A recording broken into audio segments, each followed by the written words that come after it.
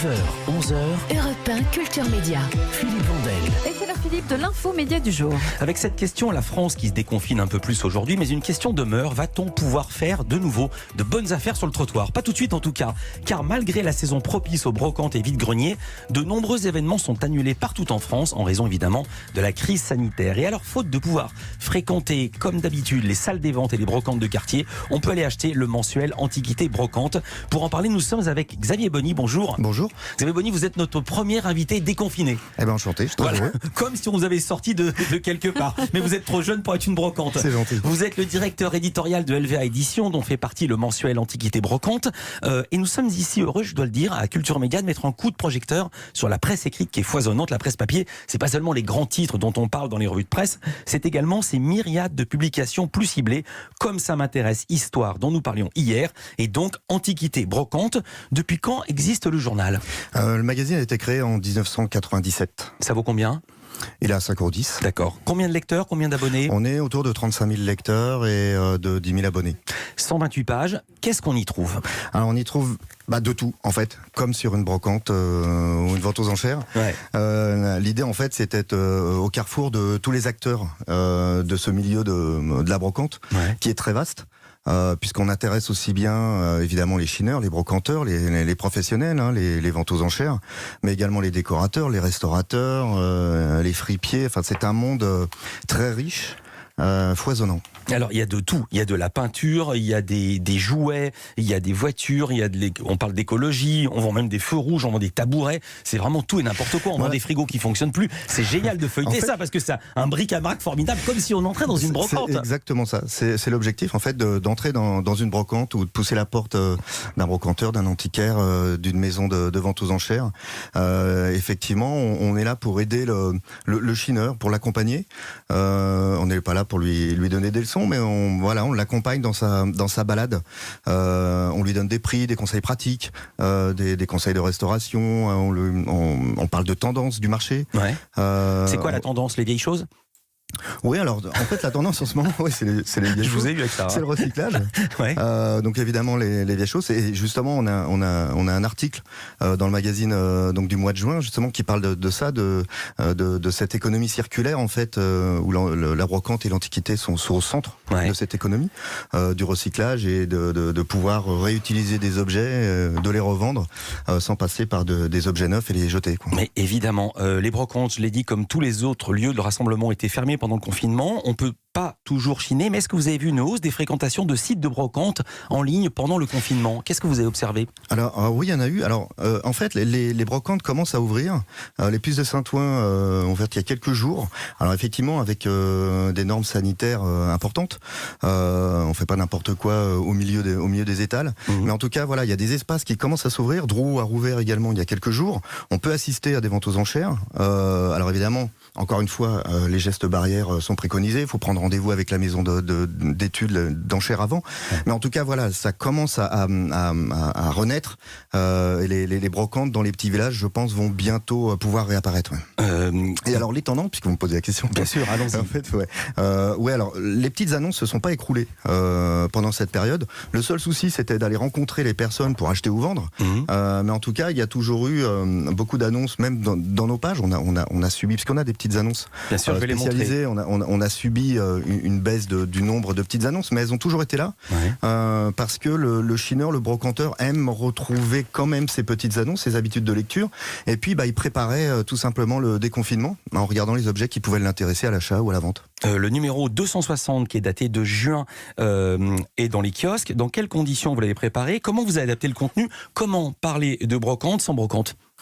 Alors, ça a été tout le pari, justement. Alors, on a pu, par exemple, dans les actus, il y avait beaucoup d'expositions en live qui sont montées. Les musées ont organisé des visites virtuelles. Ouais. Donc, nos actualités étaient autour de ces expos virtuelles. Mais on a des sujets, on a toujours des sujets en marbre, bien sûr, des sujets que l'on peut passer tout au long de l'année, que l'on a en stock.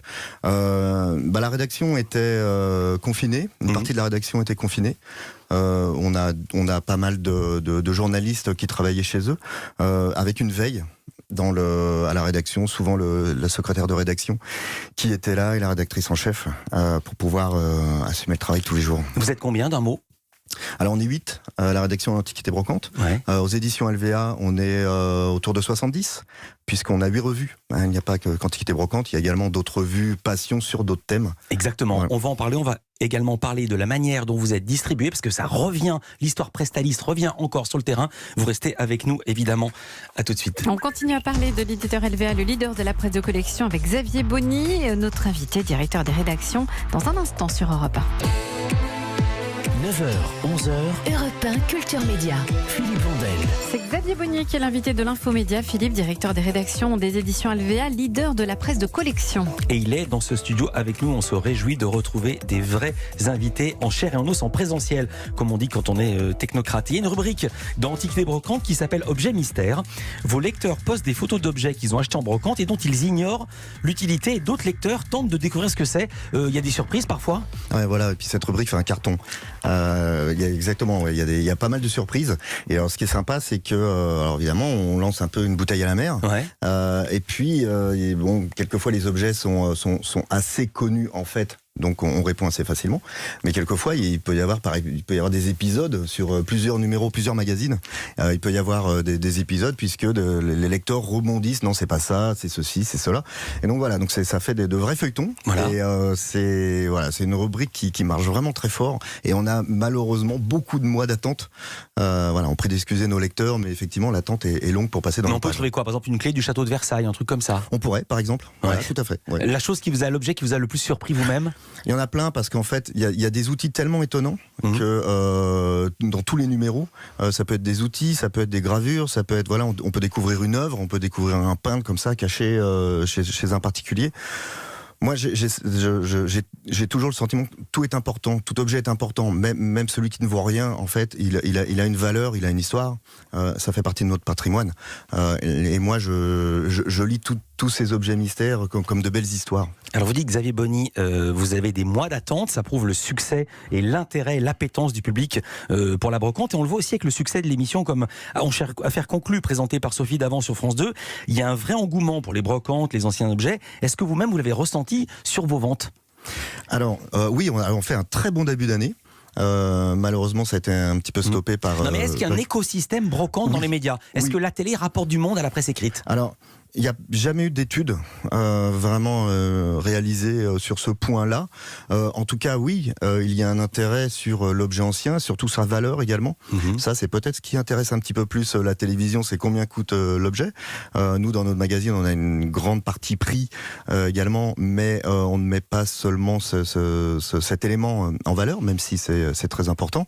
En fait, tant mieux, plus c'est riche, plus il y a de magazines, plus il y a d'émissions, plus il y a de journaux, et plus l'univers vit et Exactement, et ma magique. question ça allait être, est-ce que vous avez vu arriver une nouvelle catégorie de lecteurs qui ne seraient pas venus vers vous auparavant ? Alors, il y a peut-être une catégorie un petit peu plus jeune, justement, dont on parlait tout à l'heure, c'est celle qui recycle l'objet, c'est-à-dire elle ne vient pas forcément à l'objet pour son histoire, pour le patrimoine, mais pour réutiliser, donc il y a plutôt peut-être un phénomène écologique au départ, et puis elle va rentrer dans essayer de s'intéresser à l'origine de cet objet, à sa matière, et donc on peut effectivement retrouver un public un petit peu plus jeune par ce biais-là. Exactement, c'est pas la peine d'acheter des vélos neufs, il y a des vieux vélos qui marchent très très bien. Dans combien de pays vous êtes distribués ? Il n'y a pas seulement la France, il y a aussi l'entourage proche. Il y a une dizaine de pays, il y a la Belgique bien sûr, tous nos magazines sont distribués en Belgique, il y a l'Andorre, il y a le Maroc, on est aussi dans les DOM, on est distribué effectivement dans plusieurs pays. Au Canada aussi ? Au Canada également. Ouais.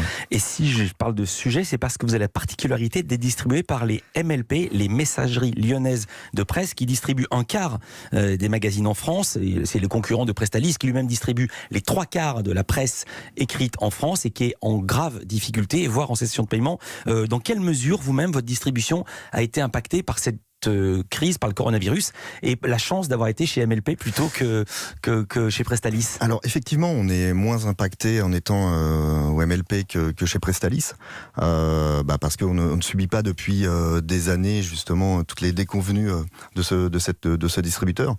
En revanche, chez MLP, au MLP, les éditeurs ont été solidaires il y a quelques années et ont dû payer aussi pour Prestalis.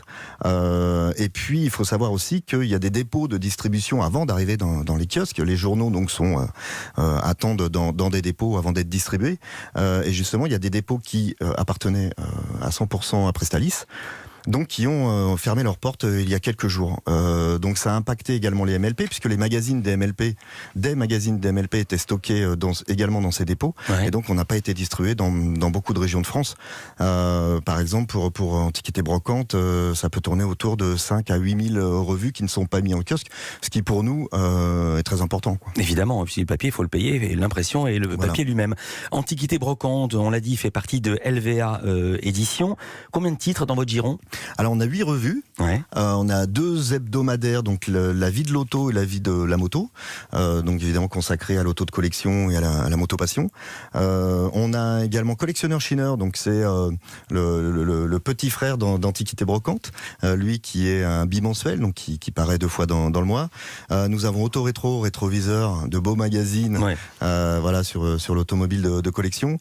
Et on a Moto Légende, pour la moto, et le petit nouveau, donc qui est apparu il y a quelques mois, Mob & Co, donc tout sur la mobilette. C'est pas possible. C'est un bimestriel. Mais attendez, mais qui sont les gens qui achètent Mob & Co? Parce que moi, je voyais des mobs quand j'étais petit. Mais maintenant, il y a des nostalgiques du 103 Peugeot qui n'avancent pas. C'est pas seulement les nostalgiques.